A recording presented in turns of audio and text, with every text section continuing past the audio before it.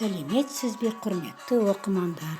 Бір ел бір кітап акциясы аясында Алтынсарин ауылдық кітапханасы Тұрысбек Сәукетаев «Жылқайық» кітабына бейне шолу ұсынады.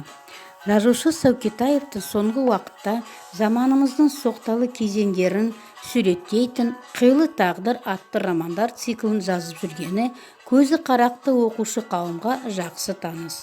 «Жылқайық» романы сол циклдің 3-ші кітабы. «Ай қараңғысы», «Бұлағай» романдарының жалғасы. «Жылқайық» көп салалы күрделі роман.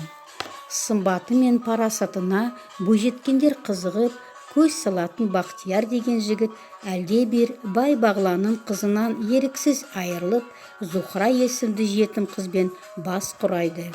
Бақтияр химик, зертханада жұмыс істейді. Бақтиярды ғылымға жетелеп жүрген Мүсілім Ахметов, өте зиялы адам, білімдар кісі, профессор.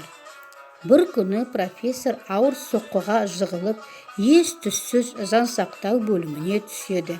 Еңбектері қолды болады.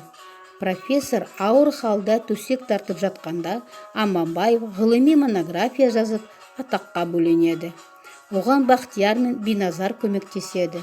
Романның сонында алаяқ Аманбаевты профессордың ақ мысығы талап өлтіреді. Ғалымға қиянат жасаған барон қабір басында атылып өледі. Кейіпкерлердің қым-қиғаш тағдыры арқылы автор өмірдің небір шытырман қалтарыстарына терең барлау жазып, бүгінгі қайшылыққа толы болмысымыздың шынайы бейнесін айшықтауға талпынған.